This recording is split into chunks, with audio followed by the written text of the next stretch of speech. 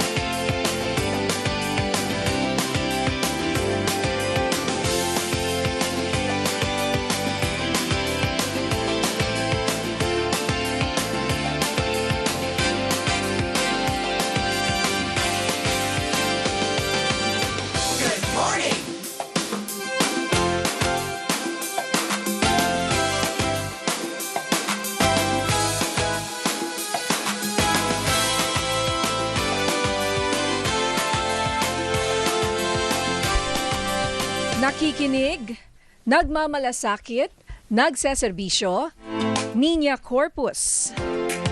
Isang magandang umaga po sa inyong lahat. Ngayong araw po ang inaabangan ng Sambayanan, Lunes, July 27, 2026. Ngayong araw po ay inaabangan lahat ng lahat kung ano ang sasabihin ng ating Pangulo. Abangan niyo po yan mamaya. Pero ngayong umaga, maganda rin po ang aming line-up sa inyo para lalo niyo pong mas maintindihan kung gaano kahalaga ang araw na ito at kung paano po natin hihimay-himayin ang magiging sona ng Pangulo mamaya. So naimbag abigat, maayong buntag sa lahat po ng ating mga kababayan, Luzon, Visayas, Mindanao, naimbag abigat, ading Migs. Naimbag abigat, manang Ninya, maayong buntag, maayong aga po sa inyong lahat. Hi, hello and good morning, mga kapamilya at mga kaserbisyo. Migs Bustos po in this sunny Monday morning. At sana po good weather po tayo today sa inaabangan nga po natin ang SONA 2026. Para ka lang host, ano? Ayos ba? Nag-MC, Ayos ano? Di ba? ba? Partner, pwede bang, kunyari, in Sona. English, introduce mo nga ang Pangulo. And now let's welcome Let's welcome the President. the President Yung of may the Republic yung of the parang Philippines. host ka lang sa, kunyari sa event o kasal, kunyari. Parang voice over. Ibang ano lang. Let Sige us nga. all welcome the President of the Republic of the Philippines. Ayan. Wow. Ayan na lang. Impromptu eh. Alright. Hindi, di ba? Oo. Parang pwede kang magsabi ng parang may introduction. Oo nga. Oo. Pero minsan mas maganda yung wala nang masyadong introduction dahil yung pangalan niya na mismo will speak for itself. Diba? Tama. Pangulo ng Pilipinas yan. Oo. So, alam nyo na. Alam na this. Correct. Pero gusto pa rin naming itanong sa inyo, sa ating mga kababayan, sa lahat po ng nakikinig, mga kaserbisyo, mga kapamilya, mga kaarangkada, question of the day. Ano ang inaasahan mong marinig sa SONA ng Pangulo mamaya? At syempre, sa aming Viber, pwede nyo yang sagutin. DZMM Teleradyo Viber 0919-278-3000. At pwede rin nyo kaming imensahe, magpadala ng inyong mensahe sa aming Facebook live streaming sa @DZMM Radyo Patrol 630 po yan. At syempre, nasa YouTube rin po kami. At sa mga hindi nakakaalam sa bayang napapanood po dito sa PRTV Prime Media Channel 31, sa Digital Free TV at cable provider na Signal. Okay, partner. O, tapos na yung weekend. Eto na po. It's time for, anong tawag dyan? Business. Eto na. Oo nga, Monday na eh. Monday, partner. Ngayong umaga, abangan nyo po dahil ang aming makakausap, walang iba kundi ang isa sa mga pinakamatatalas na tagasuri sa ating bansa. Walang iba kundi si Ginoong Ronald Llamas. Mamaya-maya, makakasama po natin siya. At kung may questions po kayo para kay Ginoong Ronald Llamas, itanong nyo na po sa aming Viber, 0919-278-3000. At syempre, para naman po sa kasaysayan, kung ano ang sinisimbolo at mga kwento sa likod ng tradisyon ng SONA ng ating mga Pangulo mula noon pa, partner Migs. Makakasama po natin mamaya ang ating isa sa mga paborito nating historians at profesor na si Professor Xiao Chua.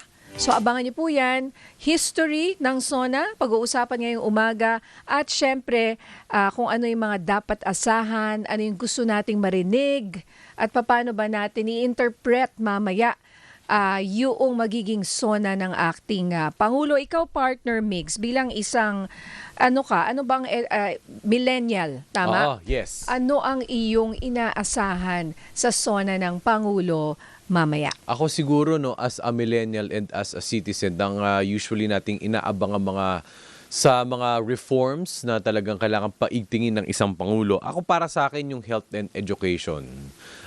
Dahil siguro kaakibat na rin dyan yung agriculture. Kasi syempre tayo mga millennials, mga young parents, kahit marino po tayo every peso counts. So sa unti-unti po natin mga kinikita, sa tumatanda din tayo, nagle-level up din po tayo, tumataas din po yung yung ating requirements para sa kumbaga nag-upgrade ng konti ba ng lifestyle as we grow older and mature. And ngayon nga po, no, syempre kapag tayo ay bumubuhay ng pamilya, yung mga basic needs, yung mga basic necessities, talaga po nating yung binibigyan ng pansin. Katulad na lang sa bigas, katulad na lang din kapag nag-aapekto nga po yan sa oil crisis. Kapag apektado po ang pagtaas po ng presyo ng petrolyo, apektado na rin po ang basic necessities.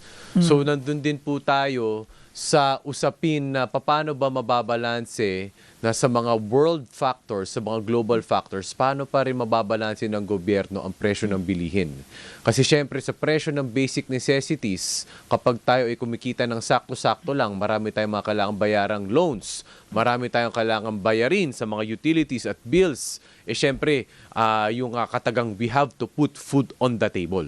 'Di ba? Number one po yan ng duty ng isang provider. Oo, yun nga, may mga millennial kasi katulad mo nga na may mga young families. And ang challenge kasi nga dyan, lalo na tama ka sa health. Ako nga, Gen X. Mas very kami.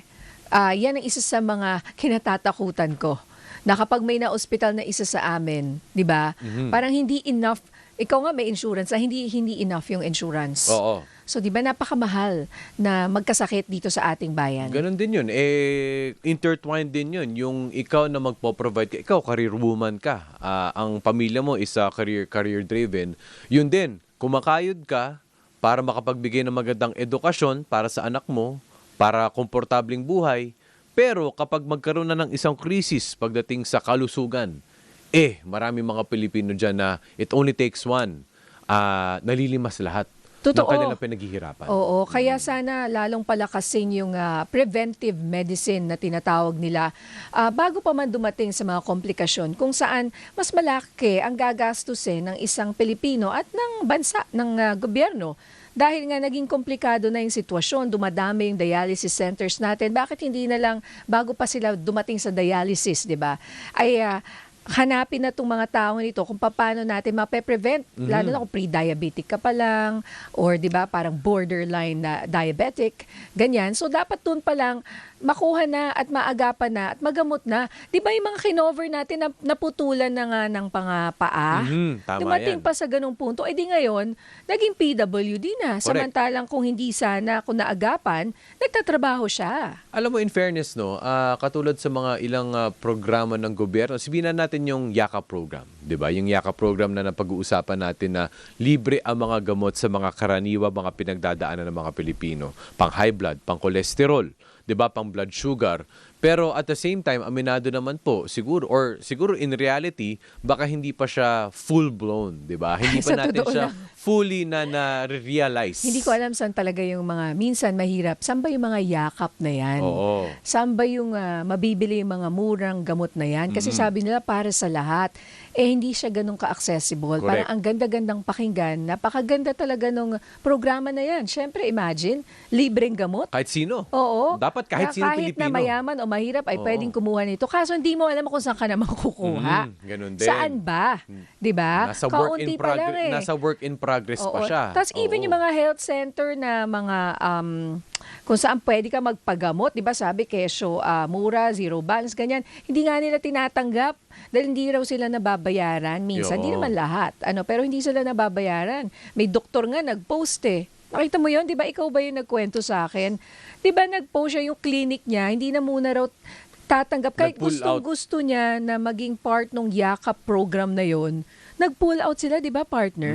Parang ganun. Kasi nga, siguro yung remittances, papunta sa kanila is nalilate yata. Oo. Syempre may mga babayaran yung clinic. Kailangan rin namang bayaran, of course, yung mga doktor at yung staff. So, sana nga ma-improve yung mga magagandang plano na ito. Pero isa pa sa magandang gusto ko mapakinggan mamaya, partner. Kasi ako nga, sabi mo nga, I wear many hats. Bilang isang entrepreneur, ako ay isang MSME. 'Di ba? At narinig ko kanina si Senate President Win Gatchalian, and I was so happy to hear it from him. Yes. Na kung pwede talaga masuportahan yung mga small businesses dahil 99% nga daw ang nagpapatakbo niyan sa ating bansa. Oo. So minsan kailangan mo talagang balansehin yung mataas na sweldo at saka dun sa kawawang entrepreneur or MSME na may-ari ng maliit na, sabihin mo ng restaurant, maliit na sari-sari store, may kapihan dyan, nagsasara, 'di ba? So dahil nahihirapan po sila, ang daming red tape, 'di ba? At kung ano-ano pa. So sana matutukan po lalo yung mga maliliit na businesses po at matulungan na mas maging successful para successful din yung mga empleyado nila, 'di ba? Babalik din tayo sa basic needs, 'di ba? Ngayon nga sa Metro Manila, tinaasan na po yung minimum wage. So, syempre, gusto mo naman makapagbigay ng tamang pasweldo, tamang pasahe. And at the same time, ayaw mo naman ding i-short change yung iyong mga employee. Gusto mo silang bigyan ng magandang buhay. Pero, kung yung mga ibang operational expenses, mahal ang bilihin. 'Di ba? Lahat po yan. Domino effect po yan. Ganon din, paano din po magsusurvive ang mga micro-business? Sana habulin talaga nila yung mga pinakamayayaman, yung pinakamalalaking businesses na mas maraming pera, obviously. Hindi yung mga kawawang maliliit na negosyante. And ultimately, lahat po ng taxes na binabayaran ng mga mamamayan mapunta sa magandang paraan. Oo. So talagang magandang himay-himayin ng mga ito mamaya. No, makakasama nga natin si Ginoong Ronald Llamas. Tanungin natin siya tungkol sa mga dapat na gusto nating mapakinggan mula sa presidente. I'm sure sabi mo nga, yung inflation, presyo ng pagkain, presyo ng bigas, yan, di ba? Tsaka yung presyo ng bigas, maganda yung 20 bigas, meron na. Kaso nangyari naman, naging mas mahal para sa ordinaryong Pilipino na kailangan mo ring suportan at tulungan dahil bakit ganon? Kasi hindi naman lahat pwedeng bumili ng 20 peso na rice, di ba? Yes. Para lang talaga yun sa mga pinaka-nangangailangan at talaga namang dapat ibigay sa kanila. Pero at the expense rin naman ng mga ordinaryong mamamayan na tumaas rin yung presyo ng kanilang bigas. Di ba? Ayun. So anyway, kasi yung bigas na yan, napakalaking usapan yan dahil yan talaga hindi pwedeng mawala sa pagkain ng mga Pilipino. Alright, magbabalik po tayo. Maya-maya makakasama na po natin si Ginoong Ronald Llamas at pagkatapos, history ng SONA, makakasama natin si Professor Xiao Chua. Ang oras po natin, 11:16 ng umaga. Magbabalik ang nagseserbisyo Niña Corpus sa DZMM Radio Patrol 630.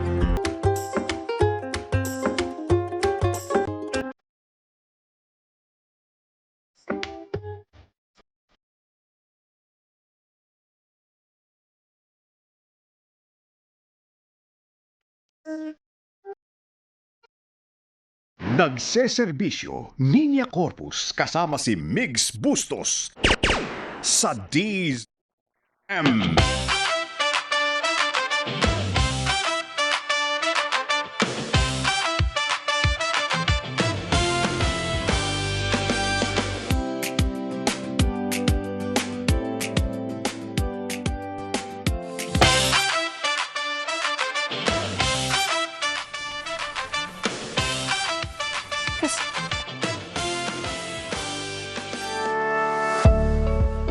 May bisita. Upo po kayo. Ang ating KOTD Kaserbisyo of the Day. Kasama na po natin ngayong umaga, walang iba kundi ang batikang political analyst at marami pang iba. Marami siya, former secretary. Balita ko, muntik ka rin maging cabinet secretary pero tinanggihan mo raw. How true? Good morning, magandang umaga po, Sir Ronald Llamas. Magandang umaga rin, Ninya, Migs, no? Pero chismis lang yon. Chika lang yun, ba? sir. Huwag mo na ikalat, no? Huwag mo na ikalat yung mga chismis. So hindi totoo na inalukan kayo? Chismis nga eh. Okay. Leader Hindi na nga. will Alam mo naman, confirm. sabi sa hearsay, sabi nga sa Senate, di ba? Neither will confirm nor deny. So, chismis nga lang Chismis daw. lang. Okay, sige. Sabi ni Sir Ronald Llamas, we'll take his word for it, of course. And ngayong umaga, of course, we will take all his words for the SONA. And wisdom. Of Yan. course. Oo. I always love listening to you, Sir Ronald.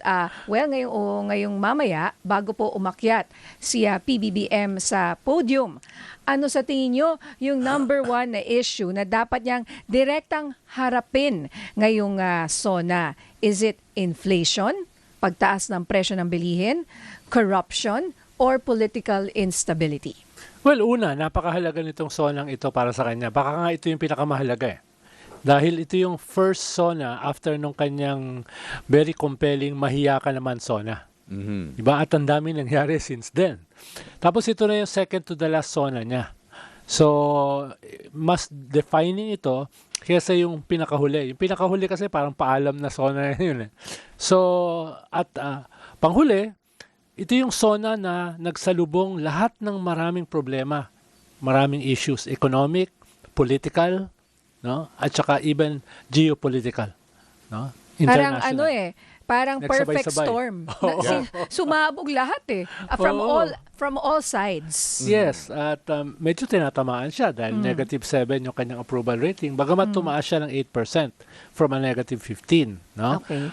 Pero gayon pa man, medyo tinatamaan siya dahil dito sa mga problemang ito. Kaya mahalaga kung anong sasabihin niya mamaya. Tingin ko yung first 5 minutes niya, chismis lang. No? Will be the most important part ng kanyang speech. Usually kasi yung huli, yung climax. Tingin ko First and last, di ba? Dito yung first 5 minutes ay very important. No? Of course, ang isang mahalaga dyan, yung ano na bang status ng Mahiya Ka Naman campaign na sinimulan niya. Yung mga 15 contractors na allegedly involved sa anomalya, 0.5 pa lang yung nakukulong. So may 14.5 pa na natitira. Ano yung bakit 0.5? Kalahati ng Diskaya pa lang eh. Yun pala yun. So, okay. Tapos yung mga 67 congressmen daw na involved dito, wala naman ni isa pa na nakakasuhan. Well, sinimulan nila last Friday, no? 2. Pero preliminary investigation pa lang 'yon. No? Hindi pa natin alam kung saan pupunta. Sino yung dalawa na yun? Well, sir? si Saldico at saka si Speaker Martin. Okay, yes. Pero hindi natin alam Kala ko may yung, bago. kung ano yung ebidensya. Dahil nga, unlike doon sa mga senador, malinaw yung smoking gun. Dito wala pa tayo nakikita na smoking gun. No? Well, yung kay Saldico, matagal na. Pero yung kay Speaker Martin, hindi pa natin nakikita kung ano talaga yung ikakaso sa kanya. Dito sa preliminary investigation.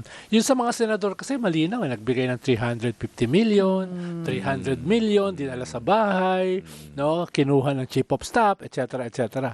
Ito, wala pang ganun eh. Missing pa si Gutesa? No, Gutesa, nawawala Gutesa. po si Gutesa. Tapos Oo. yung 18 Marines, parang nawasak yung kanilang testimony dahil may dagdag bawas. No, so, hindi ko sure kung anong, at least hindi pa natin nakikita. Oo. Tapos, ikalawa, itong ekonomiya. Hindi ko kabisado, pero ang unang gagawin niyang cup half full ay yung naging upper middle income tayo. No? Sana Yun, sandali po, dun sa upper middle income na pinagmamalaki po natin ngayon, parang sa isang ordinaryong mamamayan, parang hindi niya po yun maintindihan, hindi niya maramdaman dahil parang ano yun, hindi naman gumanda yung buhay ko, mahal pa rin yung presyo ng bilihin, Oo nga, nahihirapan pa rin ako. kayo ba naramdaman nyo? Imagine, kung kami nga, mas actually, it's not even that, it's even more, nahirapan pa kami lalo dahil nga sa presyo nga ng gasolina, etc. And at the same time, parang, upper middle income na pala. Oo. Hindi ko alam kung welcome yun Kung okay ba yun, no? Ano, pero parang, Na-accept ba Oo. natin yun? Nag-sink in ba? nag-sink in ba? Oo. Yan kasi yung suma total ng ating kayamanan na lumaki. Pero baka yung paglaki, hindi tayo nakaramdam. Baka yung mga dati ng mayayaman ang nakaramdam. Yan yung average Kaya tumaas yung ating average. Kaya naging upper middle income tayo. Pero dahil naging upper middle income tayo, mawawala na yung ating mga official development aid. Hindi na tayo tutulungan ng mayayamang bansa. Dahil upper middle income na tayo Ayun na nga. So, sabi naman nila magkakaroon ng transition. Pero ang direction niya, mawawala talaga yan. Eh di sana hindi na lang tayo naging upper middle income. Baka technically diba? na sa revenue, no? Baka siguro sa total mong pera. Yes. Technically, classified ka as upper middle Yun income. ang ibig ko sabihin, Oo. di ba? Pero, kaya nga sabi ko, average yan Pero, 52% ng ating mga mamamayan sa latest survey ng SWS, ang tingin nila sa sarili, mahirap pa rin. No? Sigurado ko naman, di kayo kasama sa 52%. Hindi. Ako kasama Ay, grabe naman po. Di mas lalong kami ay hindi kasama. Oo. Ay kasama. Pero Sec, tatanungin ko po, no, for any sitting president, sabi nyo nga, crucial itong second to the last SONA. But then, parang medyo unprecedented itong nakikita nating storm Correct. Sabay-sabay Correct. Meron bang oras pa para ma-rebound yun lahat? Oo, dahil yung ating sistema kasi napaka-powerful ng presidente. Di ba? Bagamat napakalaki nito mga problema, almost 18 trillion na yung ating utang, no? Oo nga. Oo. Pero at least merong effort na ayusin yung ating gobyerno. Halimbawa sa DPWH, di ba? Iniimbestigahan nila at kinakasuhan nila yung mga tao involved sa anomalya, di ba? Hindi natin alam kung hanggang saan nila kayang linisin yung isang ahensya na ikalawa sa pinakamalaki ang budget pero tainted by corruption. Hindi ko alam kung hanggang saan yan pwedeng linisin at ayusin ni Secretary Vince Dizon. Pero at least merong major effort na gawin yan. No? Kaya kailangan din nating to give credit where credit is due. Kaya nga sinasabi ko, cup half full, cup half empty. Halimbawa, itong geopolitics, itong aggression ng China ay lumalaki. Pero lumalaki rin yung ating resistance. Nakikita yan sa mga surveys. No? Ang isang elephant in the room, itong existential battle between the Marcoses and the Dutertes, na ngayon ay nag-climax sa isang impeachment. Nagsimula yan doon sa International Criminal Court na kay Digong at sa mga kaalyado nila katulad ni Bato at possibly si Bongo. Diba? So, kanyan talaga, existential yan. Either manalo yung mga Duterte o manalo ang mga Marcos. Yan yung elephant in the room. Yan yung parang nagsishape ng ating political landscape at this point. So at this point, sino po ang nananalo? Who's winning? Well, kung sa mga kaso, nananalo ang mga Marcoses. ICC, impeachment, plunder, no? Halos lahat ng mga kaalyado nila may kaso from obstruction of justice to plunder to crimes against humanity. No? At least na lumabas na yan. Pero in terms of messaging, in terms of approval ratings, lamang yung mga Duterte. Di ba? So, kailangan ayusin ng gobyerno yung kanilang messaging na 5 beses na nagpalit ng communications head. Yun pa hindi ko maintindihan po. Opo. Palit ng palit. Oo. Yes. Bakit hindi ba sa umpisa na lang maayos na or Baka nahirapan silang kumuha ng magaling sa communication. No? Baka kailangan may kunin isa sa inyo dito. or isa sa atin. Oo, yung pinaka-senior. Mahina ako sa communication, maraming galit sa akin Oo, kasi diretso lang kayo Dapat yan yung maaliwalas, di ba? Pero yan, talagang major problem yan ng gobyerno. Optics, narrative, di ba? Dahil kahit kasi may ginagawa kang mabuti, ay kung hindi mo communicate ng maayos, tatamaan ka. Kaya siguro negative yung approval rating ng presidente at positive yung approval rating ng vice president. And speaking of optics po, para kasing ang nangyayari is the more you the more na kunyari merong mga issue against the vice president at the more na nakikriticize siya minsan na yung iba naman ay legitimate dahil syempre kailangan natin ng accountability. Ano ba nangyari talaga sa mga kaperahan na yan? Gusto talaga nating malaman. Pero para sa iba, it's seen as parang Ito na naman. she becomes stronger or parang defiant and parang a lot of Filipinos feel na alam nyo na pag inaapi, feeling nila quote unquote inaapi ang isang tao, mas lalo nilang kinakampihan. Not necessarily dahil nagsimula siya sa 80 plus Ngayon 40 plus siya. Siya pa rin ang pinakamataas pero nangalahati naman siya. Ang titignan mo kasi hindi lang yung absolute numbers yung galaw ng numero At gumalaw dramatically. So ang natitira dito ngayon ay basically yung mga solido na sa kanila. No? Correct. Yun ang natitira. Yung solido na Duterte po, hindi mo na yan Eversince. mababago. Kahit Mababago ano mo pang na, gawin. may soft naman dyan May Meron soft. diyang Yung hard, soft. meron diyang Okay. soft. No? Ang sinasabi ko lang ay malaki yung ibinabarin niya at nagpa-plateau siya. Hindi naman siya tumataas Plateau lang. Doon lang siya. Oo, ganun At lang. isang dahilan dyan dahil sinusukat siya sa gobyerno na negative. Kalawa, wala pa namang nagpapakilalang kandidato No? Opo. Siya pa lang Siya pa So lang. pag may nagpakilalang kandidato, no, baka mas simula na siyang bumaba dahil lilipat na ron. Pero crucial din kung sino kandidato. Siyempre. Oo. Kung ako yung kandidato, hindi siya bababa. Kung may dalawa, tatlong kandidato, di ba? Oo. Iba-iba. Oo. Hindi nag-consolidate yung magiging But kalaban. do we see declining also? Umaangat din ba? Paano po yung pattern? Well, kung nagpa-plateau ka, delikado. Kailangan mag-ayos ka rin ng messaging mo. Dahil nung nagsabi kang tatakbo kang presidente, dapat meron kang bump Walang bump No? Plateau lang So kung ako siya, medyo kakabahan ako ng kaunti. No? Dahil yung mga hindi pa nagsasabing tatakbo o nagsabing hindi tatakbo, tumidikit sa kanya. Nagsabi pa ito na hindi tatakbo. Halimbawa, Tulfo, Leni Robredo, di ba? Malapit sa kanya Tulfo, tay Si Leni, siguro, mga single digit yung lamang. So, at yan, nagsabi, hindi sila tatakbo. Pero medyo mataas. Paano pag nagsabi pang tatakbo sila? So we expect, natataas nga yun. Kasi siya yung nauna nag-declare, etong mga to po, kinukonvince pa na-convince na ba? Oo. Opo. And at the same time, that was a power play, Sec, na nung nag-announce na tatakbo siya, all of a sudden, nagkaroon siya ng medyo poste na siya nga, baka nga leaning ang tao towards sa kanya. Ang gusto niya kasi, i-consolidate yung kanyang base. At i-galvanize sila this early, papuntang 2028. Kumbaga, gera na. No? Yun ang objective niya. Pero, ang habol din niya, makakuha doon sa iba na hindi pa sa kanya. Ang problema, hindi siya nakakuha dahil nga nag-plateau At ngayon, halimbawa, yung survey ng Okta kahapon, ang sinasabi, yung Okta kasi yung gumawa ng survey na medyo naabot na sa survey period yung first week ng impeachment. Bumaba ng 8 percentage point yung vice president. Ibig sabihin, may epekto yung impeachment. 1 linggo pa lang yon. Paano pa itong mga nangyaring 3 linggo at parating na mga buwan?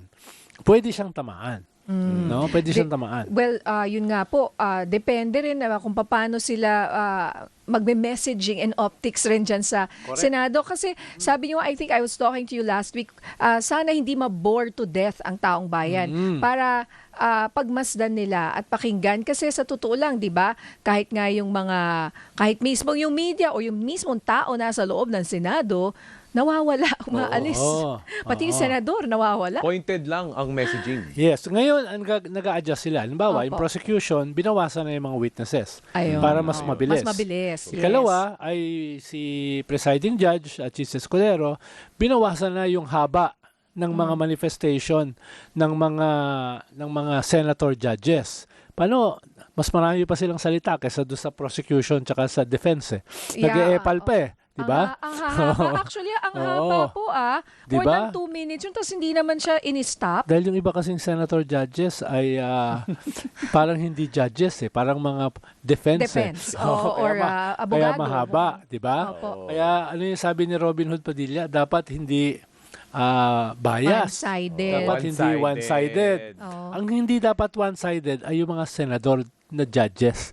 Yun, di ba? Opo, Oo, totoo po dapat yan. sinabi niya yun sa mga kasamahan niya. Correct. Oo. Correct. Eh, Oo. hindi ko alam rin bakit niya nasabi yun eh. Or baka na-confuse siya Oo, or baka.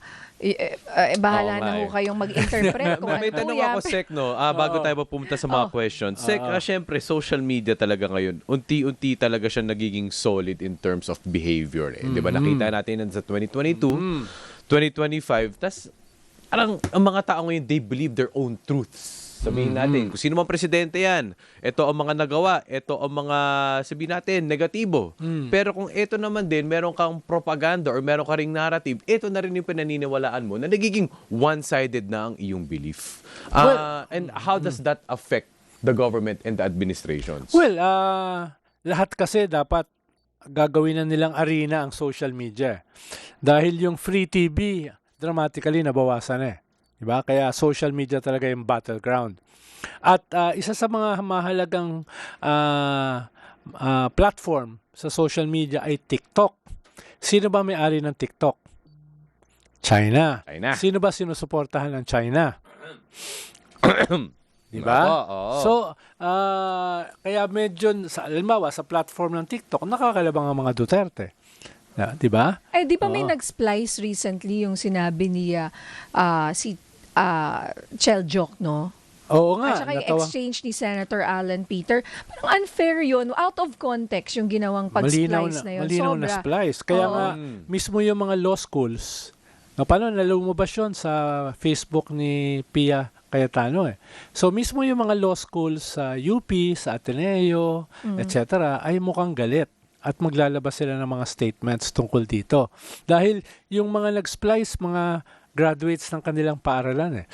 No? Yun nga At tingin po nila eh, unbecoming yan para sa mga graduates nila, lalo na mga abogado na dapat may code of conduct. Diba? Misinformation yun talaga. It's so unfair. Pinalabas na napakagaling Dean Chel Jokno na hindi alam ang sinasabi, na nag-fishing expedition or nagbabaka sakali lang. Samantalang ang galing-galing naman yan nung napanood natin siya. Pero since na-bore yung marami sa kababa, hindi nila napanood yun. Correct. Ang galing in-splice, gano'n, napuka talaga siyang hindi alam, nagbabaka sakali daw. Or on the other hand, napaka-unfair nun. Nakatatawa nga ako Dapat dahil i-call out talaga yun. yung ibang nakadebate niya, pinagmamalaki yung kanilang credentials. Di ba? Si Chel Jokno never nagmalaki. No? Magna cum laude yan sa isang international law school. Dean yan ng LaSalle Law School. At buong buhay niya, litigator yan. Libre, pro bono, free legal assistance group. Eh yung mga bumabanat sa kanya, hindi nakapag-litigate. No? Tapos yung una pang ginamit na argumento, yung Stonehill versus Jokno. Tatay niya. Tatay ni Chel Jokno ang nag-iisa na nag-top ng bar na hindi nag-law. Dati kasi pwede kang mag-bar nang hindi ka naglo-law school. Yung tatay niya, si Senator Jokno, bago naging senador, nag-top ng bar. No? Wow. Siya lang ang merong gano'n. May Hindi nag-law pinagmanahan. school, pero Tapos, nag-top ng bar. wow. No? Pero Kaya pwede hindi pa- mga basta-basta yung mga yan. Tapos i-splice mo na parang pinakain mo ng alikabok. Oh, yeah, parang ano yun. Kasi correct. napanood ko yun eh. And talagang unfair. So, kailangan, dapat labanan yun Yes. i-counter yun. At Yes. nandyan na rin talaga yung labanan. At kailangan nilang sabay sa panahon. At nilagay mo sa Facebook mo. Ayun nga, Diba? nilagay sa mo, social usually, media. pag yung mga ganyang propaganda, ay dapat hindi mo nilalagay officially sa iyo para hindi ka mahuli. Ito, huling-huli.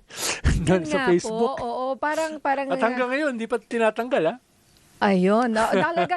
So I just want to ask, will the president mention the impeachment later sa Yes. SONA? Will it be something na bibigyan niya ng Ng pahapyaw weights? lang o Oo. bibigyan ba niya ng mahaba? Ano sa tingin I mo? doubt it. wala. Baka generally magbanggit siya ng accountability pero hindi niya babanggitin yung impeachment dahil co-equal branch yan eh. No? Although tayo naman, di naman tayo pinanganak kahapon, alam naman natin na meron niyang mga interlocking relationships. Pero officially, hindi niya babanggitin para hindi sabihin ng kanyang mga detractors, nakikialam ka. Dito. Tama, Dahil tama, oo. officially dapat hindi siya nakikialam. no? Diyan. Dapat neutral. Neutral diba? lang. Parang ganon. And focusing on the On tasks. on hand. On Diba? Sa hand. harap niya. Ito po, Sec, balik po ako, lihis ako ng konti. Ano pong reaction po niyo dito sa comment ni Franz? More or less yung aasahan mamaya sa SONA on a general basis, which includes sectors. Focus muna sana sa mga results based on what's been stated from the previous. Maganda kung ma-enumerate ang mga outcome. Secondly, yung mga problemang hindi pa nasosolusyonan, ano daw ang mga kailangang hakbang para ma-achieve ito? Ito rin po ba asahan natin? Well, yung pinakamahalaga kasi dyan yung sikmura. Di ba? Ang problema mo, patuloy pa rin yung Iran war. Last week lang, tumaas ang 10 piso uli. Oo nga eh. Yung gasolina, tataas uli this week at next week. Harvest time next month. Tataas ang food inflation dahil yung cost of production nito a few months back ay mataas dahil sa nadoble presyo ng fertilizer. So, tatamaan na naman ang inflation. Tayo pinakamataas ang inflation sa buong Southeast Asia ngayon eh. Correct. Tayo ang pinakamababa ang growth rate sa buong Southeast Asia ngayon. From being the number 1 fastest growing economy in 2022, tayo ngayon ang slowest. Ang dollar ay almost 62 na. Record high, record low ng piso, 'di ba? Tapos marami ka pang ibang mga suliranin. Halimbawa, unemployment tumaas 5.6% from 2%, no? So, ibig sabihin, kailangan mo ayusin 'yan, pero ang pag-aayos mo ay very limited yung espasyo mo.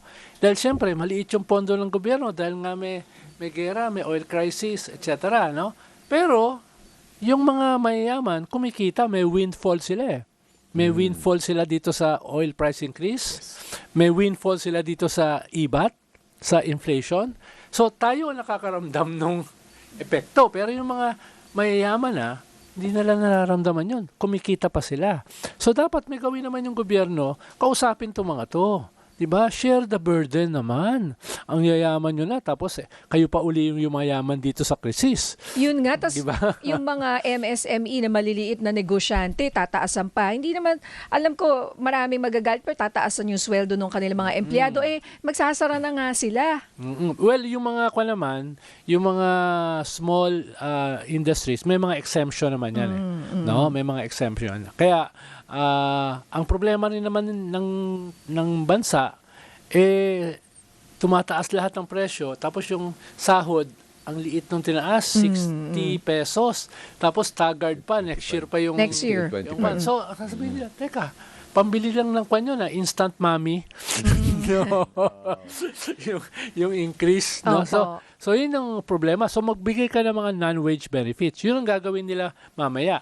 Sasabihin nila na dadamihan ang ayuda. Ang tanong lang, sustainable pa yan. Dahil dole out yan eh. Na naman. Na naman. Tapos parang nangyayari po, nasasanay yung mga iba, tapos ang nangyayari, asa ka na lang ng asa sa ayuda. So wala ka ng, hindi ka nagagawa ng sarili mong diskarte sa buhay. Dahil asa ka lang na asa. Yes. Ang problema naman kasi, dahil mataas ang unemployment at underemployment, paano ka gagawa ng paraan? Wala ka namang makukuhang trabaho, di ba? So parang kanyan dami pido. So kahit anong diskarte ang gawin mo sa buhay, wala. Tanggapin mo na lang kung ano yung Yes. ayuda na ibibigay sa'yo. Dahil kahit papano, Meron. mapapakain mo ng itlog at saka mami. Yung mga at instant mami, yung mga anak mo. So, Sec, Diba? ano ba talaga? Nandyan geopolitical crisis eh. Ako, last question ko na po Yeah. ito. Ay, wait lang meron po Bago tayong flash report. sagutin, may flash report po muna Oo, tayo. May sumabog yata. Wag naman. Radyo Patrol Flash Report! Alamin po natin ang latest mula kay Radyo Patrol Marlene Pajernos. Kinapirma ng Southern Police District na naglalaman ng mga components na karaniwang ginagamit sa mga improvised explosive device. Ang bagay na na-recover sa Jokno Boulevard sa lansangan patungo sa direksyon ng Senado kaninang umaga. Sa ulat ng SPD na ipinarating naman sa NCRPO, napag-alaman na naglalaman umano ng 9 volts battery, isang blasting cap, orasan at plastic na garapon na mayroong brown na pulbos na hinihinalang mga ginagamit para sa paggawa ng improvised explosive device. Patuloy naman ang ginagawang investigasyon ng pulisya upang matukoy ang pinagmulan ng mga nakuhang materyales at ang mga taong posibleng responsable sa paglalagay na pinaghihinala ang IED sa lugar. Antabayanan ng mga dagdag na detalye sa DZMM Radyo Patrol sa 6:30 at DZMM Teleradio. Yan ang balitang kumpirmado sigurado. Ito ang Radyo Patrol, Marlene Padiernos, DZMM. DZMM Radyo Patrol Flash Report. So, okay, medyo nakakabahala yung balita na yan. Buti na lang ay hindi sumabog, no? Yung sinasabing improvised na bomb malapit sa Senado or papunta sa Senado yung report ni Marlene Padiernos Oo. at naagapan. Ano naman yung isa pang nakakabahalang balita, Migs? Ito ang unang lumabas sa search ko ayon sa Inquirer, midnight explosion hits DOJ compound in Manila. Ayan, the blast occurred at approximately 12:17 a.m. and preliminary reports indicate that that explosion was caused by an IED or improvised explosive device. Wala naman daw na-report na casualties ayon sa PNP.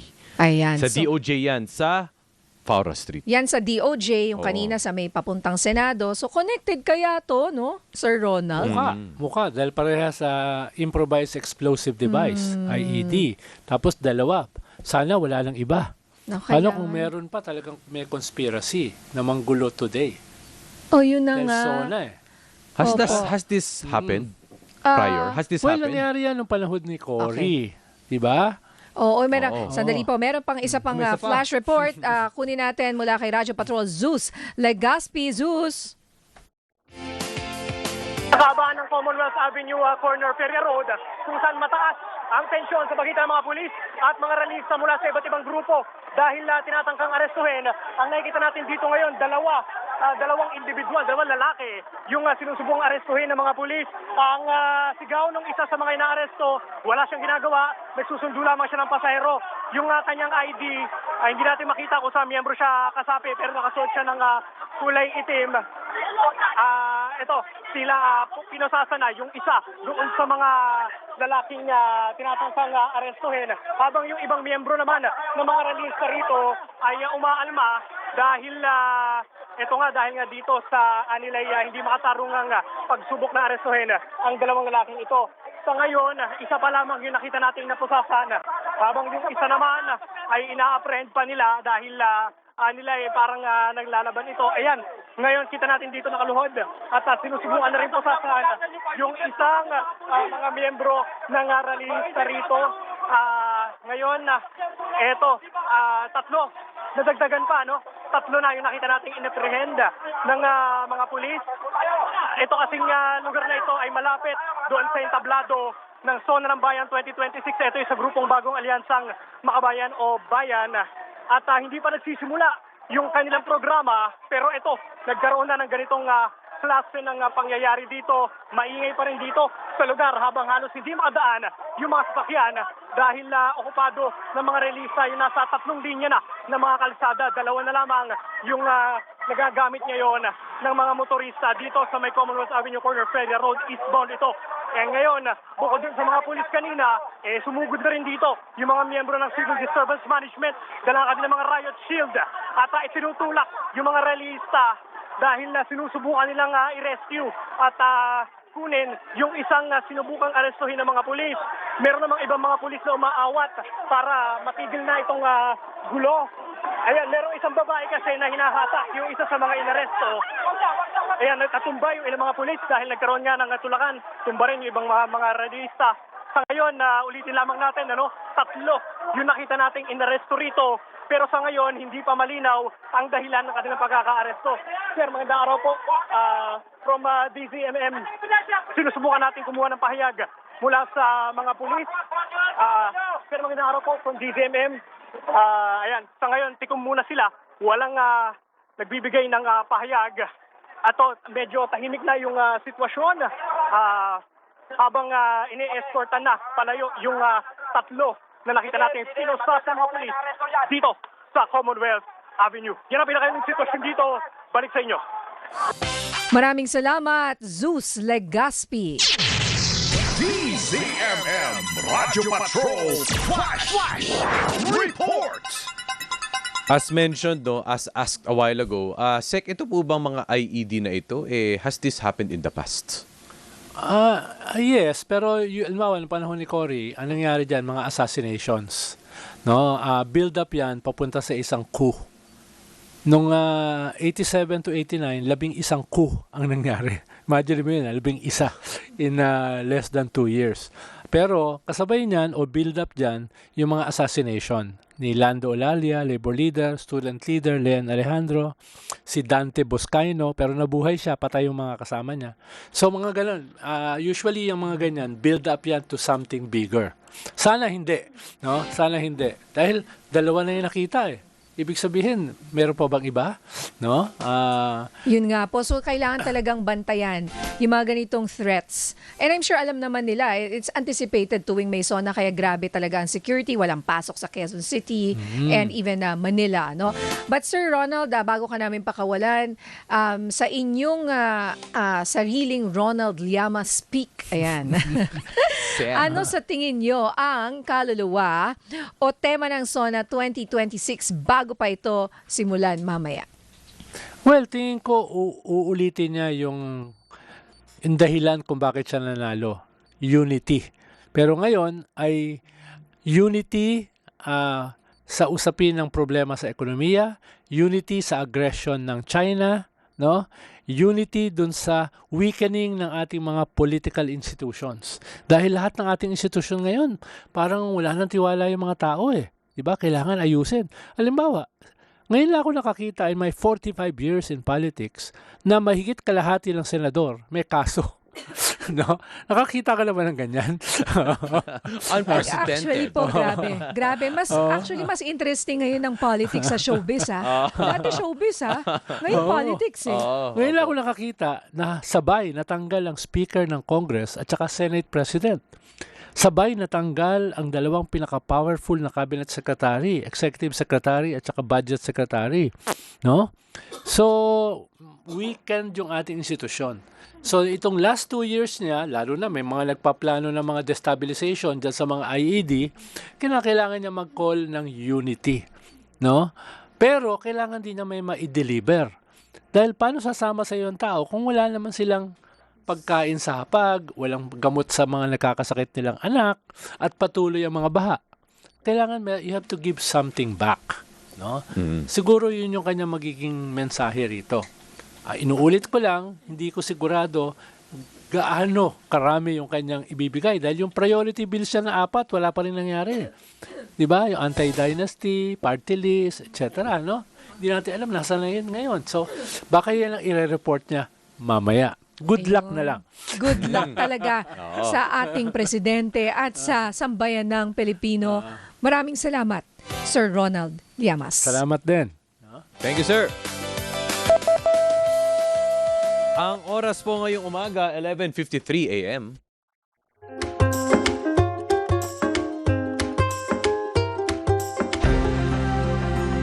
Magbabalik ang nagseserbisyo Linya Corpus sa DZMM Radyo Patrol 630. Kasama po natin via Zoom, walang iba kundi si Professor Xiao Chu, ang ating isa sa mga paboritong historians. Good morning, Prof. Xiao. Prof. Ayang umaga po sa inyong lahat at sa ating mga kapamilya. Okay, Prof. Xiao, nasa ibang bansa ka ba? Ay, wala naman po. Dapat pupunta ako sa inyo kaso baka daw mag-live at hindi tayo makapasok. Totoo ganun naman. ba? Oo nga. Thank you. Kaunti na lang po ang ating oras, pero we want to hear from you kung ano po yung balikan lang natin na kahit kaunti, no? Yung kasaysayan ng SONA, ano ba ang layunin nito at paano ba natin ito dapat sukatin? Mabilisan, in 3 minutes. Nasa konstitusyon yan, ginaya natin yan sa Estados Unidos na dapat ang Pangulo ng Pilipinas ay mag-uulat ng estado o kalagayan ng bansa sa Kongreso. Ang Kongreso po ay pinili natin. So, ibig sabihin, kinatawan niya ng mamamayan. So, nag-uulat sa atin ng Pangulo kung ano na yung kalagayan ng bansa. So, una yan nag-start sa panahon ni Manuel Quezon, 1935, kung hindi ako nagkakamali. At eventually, ito ay talagang naging kumbaga dati, it's obligasyon siya ng presidente Pero nagkaroon ng development. So for example, nung first quarter storm 1970, nagkaroon ng protesta dahil nagiging diktatorial na yung administrasyon ni Pangulong Ferdinand Marcos Sr. Kaya nagkaroon ng malaking pagkilos yung kabataan sa harapan mismo ng Kongreso. At yun yung nag-start ng first quarter storm. Nagkabatuhan sila doon, nabatuhan presidente noon. And yan na yung nakikita yung tradisyon ngayon. Nakikita rin natin na by the 1990s, no, nagiging parang production na yung SONA. At dahil nagkaroon na ng television, dumami na yung television sets ng mga Pilipino, naging parang panoorin na hindi na lang siya speech ng presidente, nagiging fashion statement din siya, statement siya ng mga cause-oriented groups, no, na nilalagay sa mga damit ng mga congressmen halimbawa. So parang naging panoorin, naging elaborate din yung mga productions natin. Sa SONA, dati kumukuha pa ng mga director sa pelikula nung panahon ni Duterte. Pero ang pinaka-importante sa akin, isa sa pinaka-importante yung ginawa ni Pinoy na the SONA should be in Filipino, Yes. in full, para Yes. maintindihan ng Pilipino. So for me, bilang pagtatapos, ang SONA for me is kung ang Estado kasi para siyang religion, nag-survive siya sa mga tinatawag natin na mga simbolo, sa mga ritual. So kung ang bansa natin ay pinapahalagahan natin, yung Pangulo natin, yan ang high priest natin eh. At kumbaga, ito yung kanyang ritual.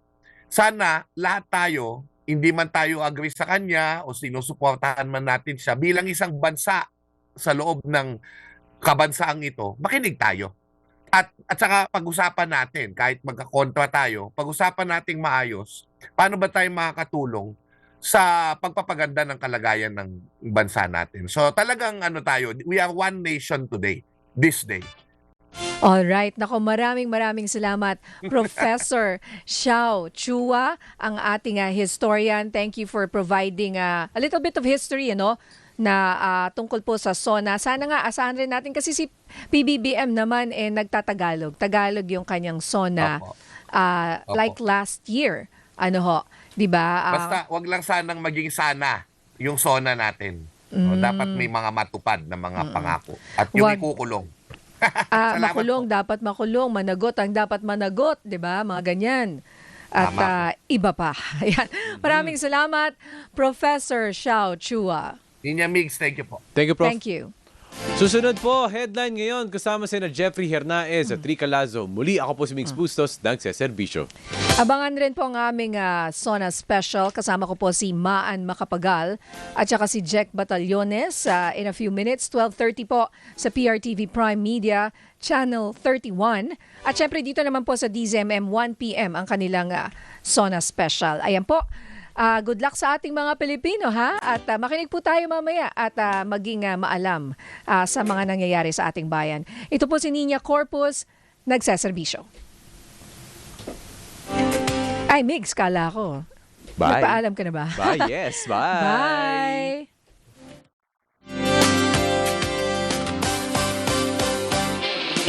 Nagseserbisyo, Ninya Corpus kasama si Migs Bustos sa DZMM.